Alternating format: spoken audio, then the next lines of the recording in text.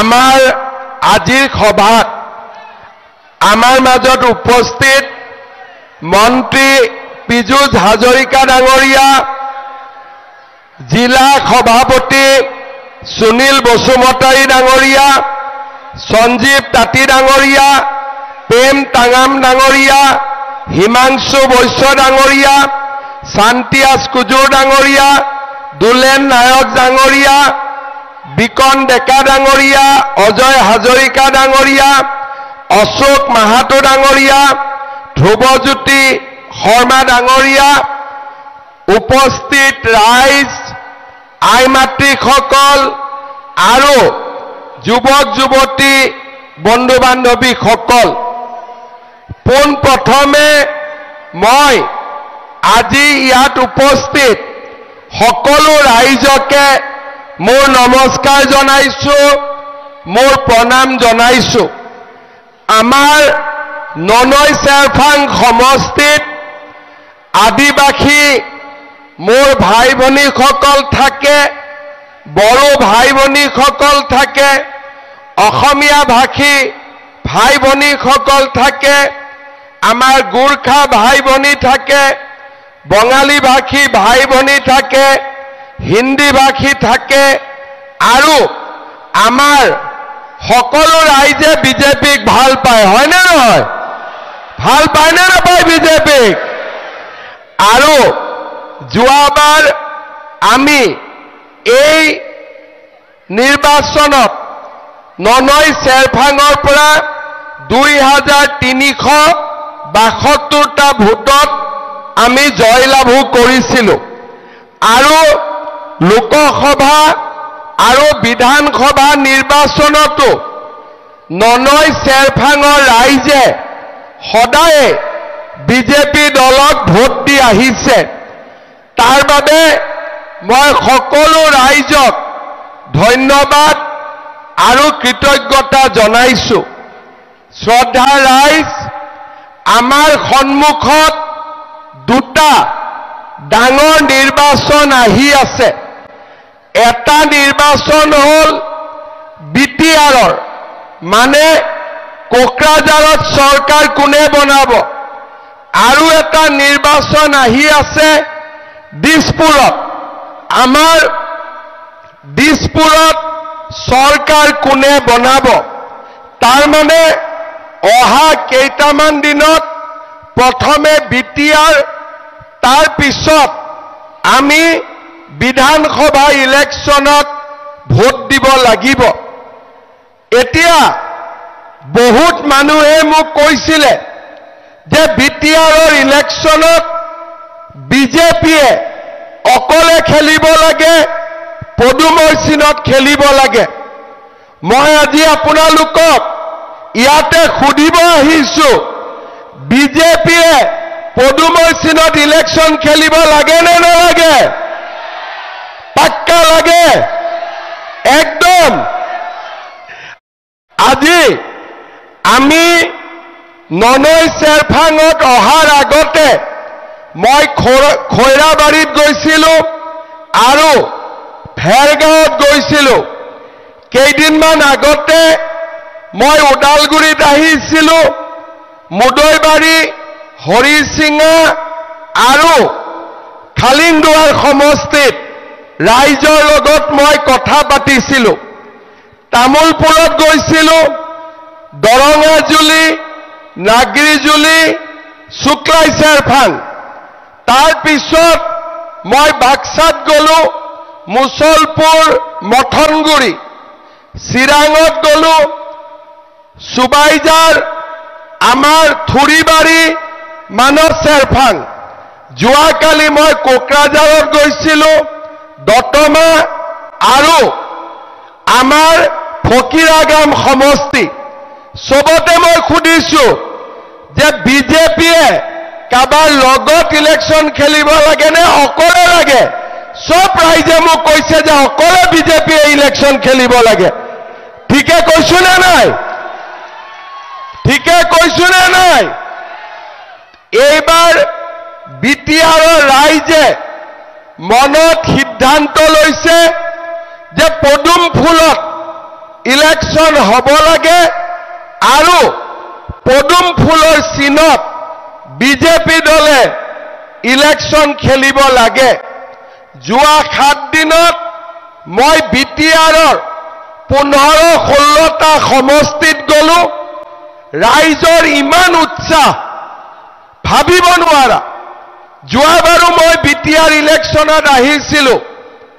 আজি যোৱাবাৰতকৈ 3 গুণ ৰাইজৰ মাজত উৎসাহ, ৰাইজৰ মাজত উপস্থিতি। মই আগতেও ননৈ চেৰফাঙত আহিছো, কিন্তু ইমান ৰাইজ কেতিয়াও বিজেপিৰ মিটিঙত ওলাই অহা নাছিল। এইবাৰ মোক এজন জাৰ্নেলিষ্টে সুধিলে, ছাৰ বিজেপিৰ বতাহ বলিছে নেকি? মই বোলো বতাহ বৰা নাই, সুনামি আহি আছে। এইবাৰ বিজেপিৰ সুনামি আহি আছে। কিহৰ কাৰণে? যোৱা 5 বছৰত ৰাইজে বিজেপিৰ চৰকাৰ দেখিলে। দিছপুৰত বিজেপিৰ চৰকাৰ হ'ল আৰু আমাৰ মোদী ডাঙৰীয়াই বিটিআৰ চুক্তি কৰিলে।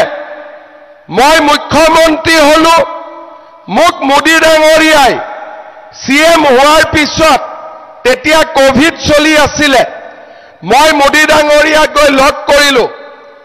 প্ৰধানমন্ত্ৰী ডাঙৰীয়াই মোক ক'লে যে হিমন্ত, অসমখন ধুনীয়া হৈছে, শান্তিপূৰ্ণ হৈছে, কিন্তু বিটিআৰখনত আৰু মানুহ মৰিব নালাগে, বিটিআৰ শান্তিত থাকিব লাগে।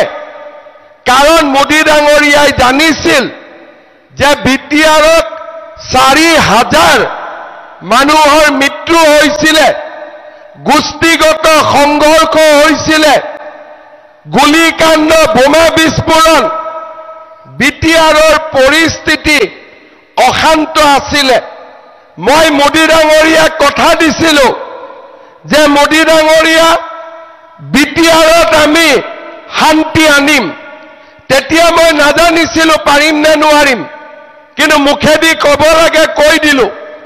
কিন্তু আজি 5 বছৰ হৈ গ'ল, মই আপোনালোকক ক'ব পাৰো, মই যেতিয়াৰ পৰা মুখ্যমন্ত্ৰী হৈছো, বিটিআৰত এজনো মানুহ মৰিবলগীয়া হোৱা নাই, এটাও গুলীকাণ্ড হোৱা নাই, এটাও বোমা বিস্ফোৰণ হোৱা নাই। আজি বিটিআৰ শান্তিৰ বিটিআৰ। এই বিটিআৰত সকলো জনগোষ্ঠীৰ ৰাইজ আজি একেলগে আছে। ৰাস্তা ঘাট, স্কুল, কলেজ, আজি আমি বিটিআৰৰ ৰাইজক আগুৱাই লৈ যাবৰ বাবে চেষ্টা কৰিছো আৰু বিটিআৰ আজি শান্তিত পৰিণত হৈছে। আজি আমাৰ মিটিঙত মই দেখিছো বহুত বয়োজ্যেষ্ঠ মানুহ মিটিঙত বহি আছে। আপোনালোকে মনত পেলাওক, 10 বছৰ আগতে বিটিআৰত ইলেকশ্যন নহৈছিলে, মটৰচাইকেলত আহিব বন্দুক লৈ, অমুক চিনত ভোট দিবি দেই, বাছ, আৰু বেলেগ কথা একো নাই, ভোট শেষ। কিন্তু আজি বিটিআৰত বন্দুক লৈ ভোট খুজিব নোৱাৰে, নমস্কাৰ কৰি ৰাইজক ভোট খুজিব লাগিব। হয়নে নহয়? আজি নমস্কাৰ কৰিব, ৰাইজ ভোট দিয়ক, ৰাস্তা বনাই দিম, স্কুল বনাই দিম, অৰুণোদয় দিম, তেতিয়া ৰাইজে ভোট দিব। এইটো এতিয়া নাই আৰু, এইটো গৈ এইটো হৈ গ'ল। হয়নে নহয়? আজি বিটিআৰত অস্ত্ৰৰ জনজননী নহয়, ইয়াত নমস্কাৰ প্ৰণামত এতিয়া ভোট হ'ব। তাৰ মানে আমি আপোনালোকক শান্তি দিলো, আমি আপোনালোকক গণতান্ত্ৰিক অধিকাৰ দিলো। এতিয়া আমাৰ আৰু কাম আছে, কাম পুৰা হোৱা নাই। কাৰণ বিটিআৰত কৰিবলগীয়া কাম এতিয়াও বহুত আছে। আমাৰ বিটিআৰত হিন্দু মুছলমান খ্ৰীষ্টিয়ান নেপালী অসমীয়া বঙালী হিন্দী ভাষী আদিবাসী আমাৰ গোটেই মানুহ আছে কিন্তু আমি এটা কথা বুজিব লাগিব ইয়াত বড়ো ৰাভা খৰণীয়া কছাৰী বৰ্মন কছাৰী আমি সকলো আছো কিন্তু এটা কথা বুজিব লাগিব যে আমাৰ কিছুমান মানুহে আজিও বিটিআৰত আমাৰ মাটিৰ অধিকাৰ নাই আমাৰ এটাই কথা যি মানুহ বিটিআৰত জন্মিছে আৰু এই বিটিআৰতে মৰিব তেওঁলোক ক'ত যাব যদি ইয়াতে মই মাটি কিনিব নোৱাৰো ইয়াতে মোৰ মাটি মই লৰাক দিব নোৱাৰো ছোৱালীক দিব নোৱাৰো মোৰ ইয়াত মই কেনেকৈ কম বিটিআৰখন মোৰ বুলি সেই কাৰণে মই সকলো মিটিঙত কৈছো মোৰ দায়িত্ব যে বিটিআৰত ভৱিষ্যতে কোনো দ্বিতীয় শ্ৰেণীৰ নাগৰিক নাথাকিব সকলো প্ৰথম শ্ৰেণীৰ নাগৰিক বিটিআৰত হ'ব লাগিব চাকৰি সকলোৱে পাব লাগিব স্কুলত এডমিশন সকলোৱে পাব লাগিব কলেজত এডমিশন সকলোৱে পাব লাগিব অৰুণোদয় সকলোৱে পাব লাগিব ভিচিডিসি বৰালি মাছটো থাকিলে নহব ঠিক কৈছো নে নাই চৰকাৰে আঁচনি পঠায় আঁচনি ৰাইজৰ পেটত কম যায় ভিচিডিসিৰ পেটত বেছি যায় ঠিক কৈছো নে নাই মইতো বুজি নাপাওঁ অসমততো ভিচিডিসি নাই ইয়াতে আহি কয় ছাৰ ভিচিডিসিয়ে ফৰ্ম দিয়া নাই ভিচিডিসিয়ে অৰুণোদয় দিয়া নাই ঘৰ দিয়া নাই আৰে মোদীয়ে টকা পঠায় আকৌ মাজত কেনেকে বৰালি মাছ ওলাব অৰুণোদয় টকা মই দিওঁ বৰালি মাছে কেনেকে টকা খাব নিয়ম বদলিব লাগে নে নাই সকলো মানুহে অৰুণোদয় পাব লাগে নে নাই সকলো মানুহে ঘৰ পাব লাগে নে নাই বৰালি মাছ নোহোৱা হ'ব লাগে নে নাই ভিচিডিসি পাৱাৰ থাকিব লাগে নে ৰাইজৰ পাৱাৰ থাকিব লাগে ৰাইজৰ পাৱাৰ থাকিব লাগে নে ভিচিডিসিৰ পাৱাৰ থাকিব লাগে সেই কাৰণে এইবাৰ ইলেকশ্যনত মোৰ এটাই কথা সকলো যি মানুহে 2003 চনৰ আগৰ পৰাই বিটিচিত বাস কৰে মাটিৰ অধিকাৰ পাব লাগিব প্ৰধানমন্ত্ৰীৰ ঘৰ গৰীব দুখীয়াই পাব লাগিব অৰুণোদয় মোৰ মাসকলে পাব লাগিব আৰু এই বিটিআৰত কোনো দ্বিতীয় শ্ৰেণীৰ নাগৰিক থাকিব নোৱাৰিব সকলো প্ৰথম শ্ৰেণীৰ নাগৰিক হ'ব লাগিব এই কাম কোনে কৰিব পাৰিব এই কাম অকল বিজেপিয়ে কৰিব পাৰিব আৰু আন কোনো দলে কৰিব নোৱাৰে ইউপিপিএল মোৰ লগত বেয়া নহয় মই ইউপিপিএলক ক'ব পাৰিলোহেঁতেন যে তুমি 30টা সিটত ইলেকশ্যন খেলা মোক 10টা সিট দিয়া হাগ্ৰামা মহিলাৰিক মই ক'ব পাৰিলোহেঁতেন যে তুমি 30টা সিট লোৱা মোক 10টা সিট দিয়া মই মুখ্যমন্ত্ৰী হ'ম তুমি মোক সাপোৰ্ট দিবা জামেলা খতম কিন্তু মই যদি মুখ্যমন্ত্ৰী হওঁ আৰু ননৈ চেৰফাঙত মানুহে যদি অৰুণোদয় নাপায় ঘৰ নাপায় মাটি নাপায় মই মুখ্যমন্ত্ৰী হৈ থাকি কি লাভ পাম মইতো একো লাভ নাপাওঁ সেই কাৰণে এইবাৰ মই কৈছো বিপিএফও মোৰ শত্ৰু নহয় ইউপিপিএলও মোৰ শত্ৰু নহয় কিন্তু একলা চলো আৰু পদুমত ভোট দিয়ক পদুমৰ চৰকাৰ হ'ব আৰু ৰাইজৰ উন্নতিৰ কাৰণে আমাৰ সকলোৱে মিলি কাম কৰিব সেইভাবে ৰাইজক মই অনুৰোধ কৰিম এইবাৰ আপোনালোক একত্ৰিত হওক জাতি ধৰ্ম বৰ্ণ নিৰ্বিশেষে সকলোৱে বিজেপি দলক ভোট দিয়ক ক্যান্ডিডেট যোন হ'ব হ'ব কিন্তু অৰ্জুনে যেনেকে চৰাইটোকে চাই আছিলে তেনেকে আমি পদুমত চাই থাকিব লাগিব কাগজত পদুম পাম আৰু পদুমতে আমি ভোট দিম হ'ব পাক্কা আৰু পদুমত ভোট দিলে আমাৰ কোকৰাঝাৰত ভেটি খুদিৰ হলে আমি কেতিয়াও কোনো মানুহে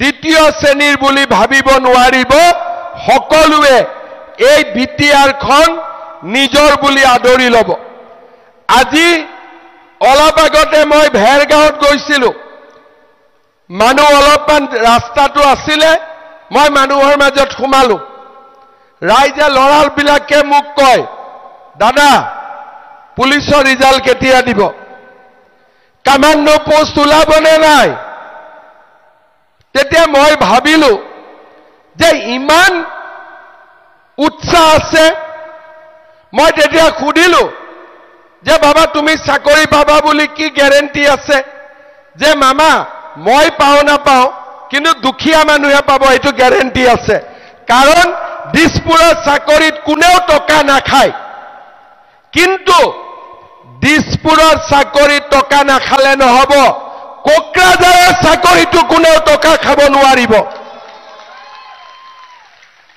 তেতিয়াহে আমাৰ বিটিআৰৰ জীৱনলৈ পৰিৱৰ্তন আহিব আজি অসমত যেনেকে মই টকা নোখোৱাকৈ চৰকাৰী চাকৰি হাজাৰ হাজাৰ ল'ৰা ছোৱালীক দিছো তেনেকে আমি আমাৰ বিটিআৰৰ ল'ৰা ছোৱালীকো আমি ন্যায় দিব লাগিব আৰু যেতিয়া আমি বিটিআৰৰ ল'ৰা ছোৱালীক ন্যায় দিব পাৰিম ল'ৰা ছোৱালীয়ে মনতে ভাবিব যে ময়ো বিটিআৰৰ এজন গৌৰৱী নাগৰিক সেই পৰিৱেশ আমি আনিব লাগিব আজি আমি অৰুণোদয় আঁচনি দিছো 1250 টকা মাহত মহিলাসকলে পাব গেছৰ সিলিণ্ডাৰৰ কাৰণে আমি আৰু 250 টকা দিম তাৰ মানে অৰুণোদয় মহিলাই 1250 টকা একাউণ্টত পাব গেছৰ সিলিণ্ডাৰ কিনিলে আৰু 250 টকা বেংকৰ একাউণ্টত পাব তাৰ মানে 1500 টকা হ'ব কিন্তু মোক খৈৰাবাৰীত কৈছে যে মামা আমি ফৰ্মে পোৱা নাই অৰুণোদয় তেনেকে হলেতো নহব সেইবাবে মই আজি আপোনালোকক কৈছো লাগিলে 20,000 অৰুণোদয় ওদালগুৰি জিলাত বেছিকৈ দিম কিন্তু সকলো দুখীয়া মানুহে অৰুণোদয় আঁচনি এইবাৰ পাব লাগিব আৰু তাৰ কাৰণে মই ব্যৱস্থা লম ননৈ চেৰফাঙত 7খন চাহ বাগিচা আছে 7খন আছে নহয় 7খন চাহ বাগিচাৰ সকলোৱে এটিকলি দুটিপাত আঁচনি পাব লাগিব ছোৱালীয়ে নিযুত মইনাৰ আঁচনি পাব লাগিব আৰু মহিলাসকলে মহিলা উদ্যমিতাৰ 10,000 টকা পাব লাগিব লাগিবনে নাই এতিয়া এই কাম আমি কেতিয়া কৰিব পাৰিম যেতিয়া আমাৰ অসমৰ আন অঞ্চলৰ দৰে আমি বিটিআৰকো শক্তিশালী কৰিব পাৰিম কেইদিনমান আগতে মই ওদালগুৰিত আহিছিলো ডিসি অফিসত মোক ডিসিয়ে কলে যে স্যাৰ আপুনি কিয় আহিব লাগে আমিয়ে গলোহেঁতেন মই বলো নহয় ওদালগুৰিত সকলো ৰাইজে চৰকাৰৰ যাতে আঁচনি পায় এইবাৰ মই নিজে আহিম বহি লম আৰু নিশ্চিত কৰিম যে আমাৰ ৰাইজে সকলোৱে এইবাৰ অন্তত বুজি পাব যে চৰকাৰ আমাৰ আৰু আমি সকলোৱে সমান অধিকাৰ পাম এই কামখিনি এইবাৰ আমি কৰি দিব লাগিব আৰু সেই কাৰণে মই বিটিআৰত সব কাম বাদ দি সকলো সমষ্টিত আহিছোঁ আকৌ আহিম বিটিআৰত অহা কালিও মই তামুলপুৰ যাম পৰখি আকৌ বাক্সাত যাম একেদিন মই একো কাম কৰা নাই খালি বিটিআৰত আহিছোঁ ৰাইজক এটাই কথা কৈছোঁ যে ৰাইজ বিজেপিক ভোট দিম আমি সকলোৰে লগত মিলি চলিম বিটিআৰত কোনো দ্বিতীয় শ্ৰেণীৰ নাগৰিক নাথাকিব সকলো প্ৰথম শ্ৰেণীৰ নাগৰিক হিচাপে আমি এই বিটিআৰত থাকিব পাব লাগিব এইটোৱে হৈছে বিজেপিৰ দায়িত্ব আৰু বিজেপিৰ কৰ্তব্য শ্ৰদ্ধা ৰাইজ আপোনালোকে এইবাৰ সকলোৱে ইলেকশ্যনত বিজেপিক জিকাই দিয়ক বিজেপিয়ে বিটিএডিত শান্তি আনিলে বিজেপিয়ে গণতন্ত্ৰক উভতাই আনিলে এতিয়া আমাৰ দায়িত্ব হল আমাৰ বিটিআৰত সকলো ভাষা ভাষী জাতি জনগোষ্ঠীৰ লোকক আমি একত্ৰিত কৰি এই বিটিআৰখনক আগুৱাই লৈ যোৱাৰ আৰু সেই কাৰণে এইবাৰ ইলেকশ্যনত মই নিজে আমাৰ মন্ত্ৰীসকলে কাৰ্যকৰ্তাসকলে যিমান পাৰে সকলোৱে কষ্ট কৰিছে যাতে আমি বিজেপি দলক বিজয়ী কৰিব পাৰোঁ আৰু বিটিআৰৰ ৰাইজৰ সকলো সমস্যা আমি সমাধান কৰিব পাৰোঁ শ্ৰদ্ধা ৰাইজ মই বিশ্বাস কৰোঁ এইবাৰ ৰাইজৰ যিমান উৎসাহ যি ধৰণে ৰাইজ ওলাই আহিছে এইবাৰ ইয়াত ৰিজাল্ট বিজেপিয়ে আটাইতকৈ বেছি সিট পাব তাত মোৰ কোনো সন্দেহ নাই ঠিক কৈছোঁ নে নাই মই এতিয়া মই মাত্ৰ আপোনালোকক অনুৰোধ কৰিম যাতে সকলোৱে শান্তিৰে সমন্বয় ভাৱেৰে এইকেইটা দিন আমি সুন্দৰভাৱে আমাৰ সমাজখনক পৰিচালনা কৰিব লাগে যাতে আমি এই বিটিআৰৰ নিৰ্বাচনত এটা সুন্দৰ ফল আমি দেখুৱাব পাৰোঁ শ্ৰদ্ধা ৰাইজ মই ননৈ চেৰফাঙত অহাৰ আগতে আমাৰ পাৰ্টিক কৈছিলোঁ যে আমাৰ কি কি ডাঙৰ সমস্যা আছে তেতিয়া তেওঁলোকে মোক কৈছিলে যে কলসি নদীৰ ওপৰত এখন আমাক দলং লাগে হয় নেকি কথাটো লাগে সঁচাই লাগে তাৰ পিছত তেওঁলোকে মোক কৈছিলে যে ঘগ্ৰা আৰ্মি ব্ৰিগেডৰ সন্মুখৰ ৰাস্তাটো ধুনীয়াকৈ বনাই দিব লাগে তাৰ পিছত তেওঁলোকে মোক কৈছিলে Mangaldai Bhutiachang road MB road ডাঙৰ কৰি বনাই দিব লাগে হয় নে নহয় হয় ইয়াৰ পিছত তেওঁলোকে মোক কৈছিলে যে শুক্লাই নদী আৰু কালা নদীৰ ওপৰত বদলাপাৰা আৰু আন অঞ্চলক সামৰি দলং বনাই দিব লাগে হয় নেকি লাগে শুক্লাই আৰু কালা নদীৰ ওপৰত হয় নে নহয় ঠিক আছে মইনাগুৰিত এটা মিনি পিএইচসি লাগে আৰু গেৰুৱাজাৰত এখন হস্পিটাল লাগে